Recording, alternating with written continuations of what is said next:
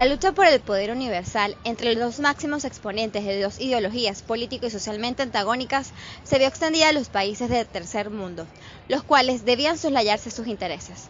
Este fue el caso de la Guerra de Vietnam, conflicto que se vio influenciado por la polarización ideológica del momento. No obstante, sus fines eran otros.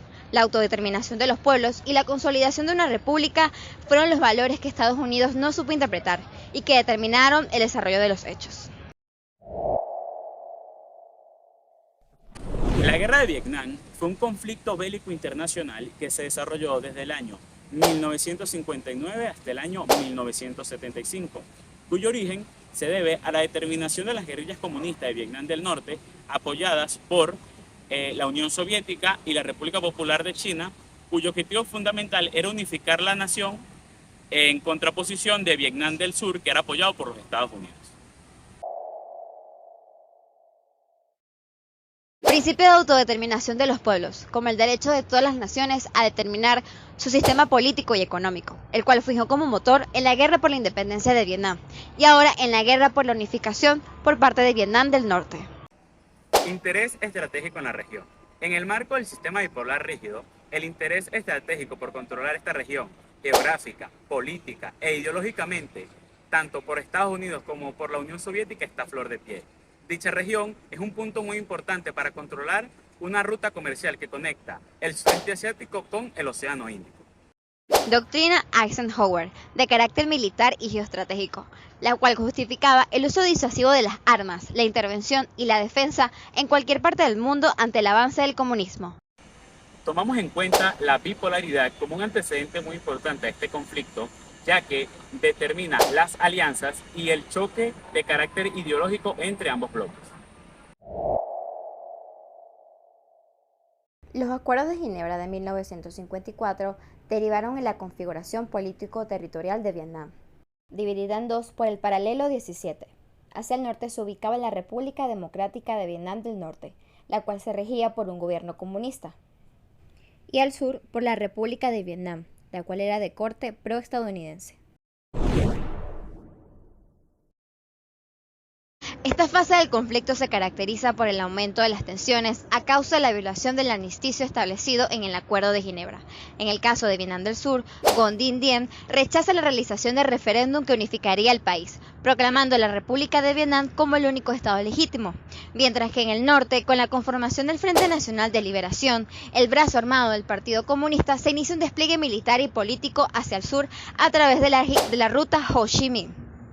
Prontamente el gobierno de Ngo Dinh Diem se convierte en una férrea dictadura anticomunista apoyada de las facciones católicas, por lo que las manifestaciones y muestras de rechazo fueron tomando su lugar. Con el apoyo de Estados Unidos se llevó a cabo el aprovisionamiento de unidades técnicas para la defensa, así como también consejeros para el ejército, mientras que el FNL aumentaba su influencia en el sur, propiciando la inestabilidad y llevando a cabo ataques guerrilleros.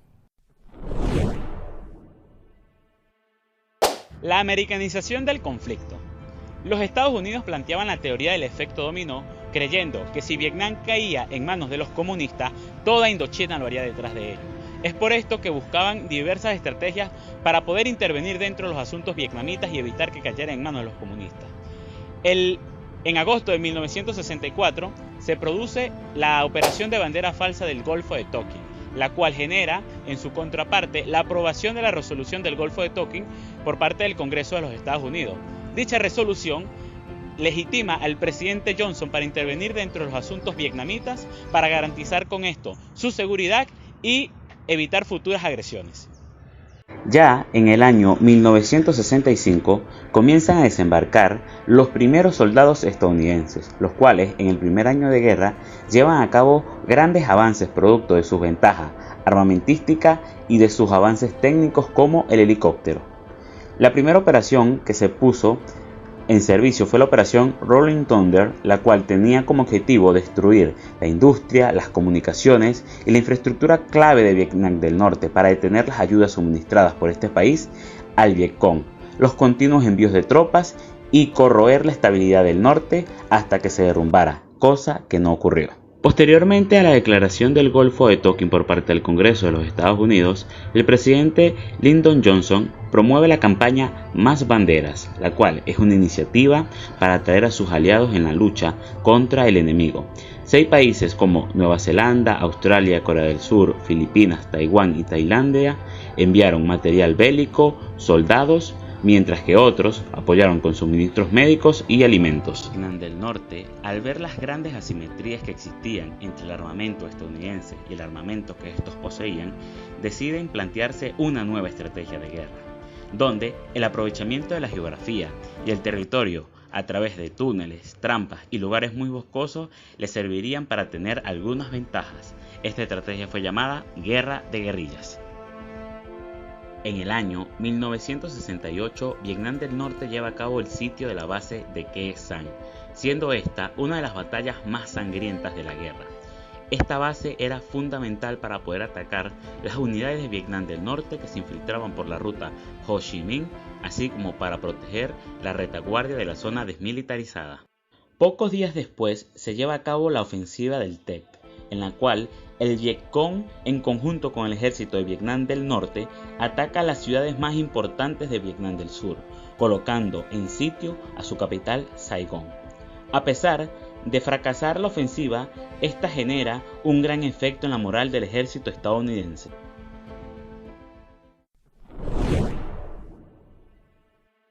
Luego de las devastadoras consecuencias de la ofensiva del TEC y del aumento del rechazo de la opinión pública internacional, Estados Unidos empieza a plantearse si esta guerra es realmente necesaria. De hecho, comienzan a entender que militarmente no es posible ganarla. Es por ello que el gobierno de ambas partes, es decir, de Vietnam del Norte y de Estados Unidos, deciden poner inicio a una ronda de negociaciones para así poner fin al conflicto. Esto es conocido como la guerra diplomática. El 25 de enero de 1969 se lleva a cabo la primera sesión plenaria sobre Vietnam en París. El FNL, en su alocución, expone los 5 puntos de su programa político para la culminación del conflicto, donde destaca la finalización de la intervención del imperialismo estadounidense, ya que este era el principal enemigo para la liberación de Vietnam. Ello denota la convicción moral y política del Vietcong y del pueblo vietnamita, pues esta era una guerra popular en respeto a su autodeterminación y soberanía. Desde entonces, el presidente Nixon decide retirar paulatinamente las tropas americanas, por lo que ocurre la vietnamización del conflicto. No obstante, se intensifica la guerra en esta parte, ya que el objetivo estadounidense era erradicar al Vietcong de Vietnam del Sur. En el caso de la sociedad estadounidense, se intensifican las protestas en contra de la guerra, lo que genera cierta inestabilidad social y política. Con el objetivo de culminar el conflicto, el secretario de Estado Henry Kissinger se reúne secretamente con el presidente de Vietnam del Norte, lo cual supone para el presidente de Vietnam del Sur una traición. Finalmente, en 1973, con la Convención de París, se le pone un fin a las hostilidades y a la participación estadounidense en el conflicto. Ahora entramos en una fase en la cual se intensifica la vietnamización del conflicto. Los Estados Unidos comienzan a retirar cada vez más a sus tropas, producto de lo acordado en París. Esto es aprovechado por Vietnam del Norte y el Vietcong, los cuales preparan la ofensiva de primavera, la cual finaliza con la toma de Saigón, uniendo así a Vietnam en una sola república comunista. Luego de la caída de Saigón, el escenario final de la guerra está marcado por una península indochina conformada por regímenes comunistas en Laos, Camboya y mostrando bajo su influencia una Vietnam comunista, independiente y unificada, por lo que se afirma la teoría del dominó, representando una de las derrotas más significativas de la historia estadounidense.